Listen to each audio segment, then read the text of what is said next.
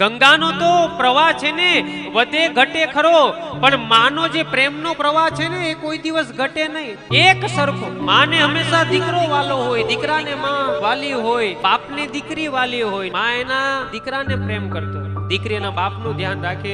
બાપ કદાચ આખો દિવસ કમાઈને જાય ને, સાંજે થાકીને આવે ને, પાણીનો ગ્લાસ લઈને આવે ને, એનું નામ છે દીકરી. પણ એ દીકરીનો જ્યારે વિદાય કરવાનો આવે ને, કઠણ હૃદયનો બાપ, જેમ ધરતી ફાટી ગઈ હોય ને એમ દર દર એના હૃદયમાં દીકરી ચાલતી હોય ને એના હૃદયમાં વાસ થાય છે. કઠણ હૃદયનો બાપ થાંભલાને ટેકે બેસી જાય કે મારી દીકરી મને મૂકીને જતી રહે. કદાચ કાંઈ પૈસા ન હોય ને, ઉછીના પાછીના ધામધૂમ કરીને દીકરીના લગ્ન કરાવે છે. 18 વર્ષ સુધી દીકરીને સંભાળે, પણ 18 વર્ષ પછી જ્યારે લગ્ન કરે ને ત્યારે દીકરી બીજી વાર ઘરે આવે ને તો મહેમાન થઈને આવે. બે કુળને તારવા વાળું જો પાત્ર હોય ને તો એનું નામ છે દીકરી. પોતાના બાપના કુળને પણ તારે અને એના સસરાના કુળને પણ તારે ને એનું નામ છે દીકરી. મારા આંગણામાં દીકરી રમતી હશે ને સમજવાનું એ આંગણું છે ને સુશોભિત છે.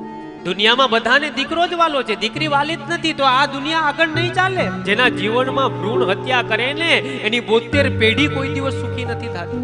મેં તો એવા બાપ જોયા છે ને જેને 6 7 દીકરી છે, દીકરો નથી, તો પણ એને કોઈ દિવસ ઉદાસી નથી. આ તો ભારત દેશ છે સાહેબ, દીકરીને સન્માન આપવા વાળો.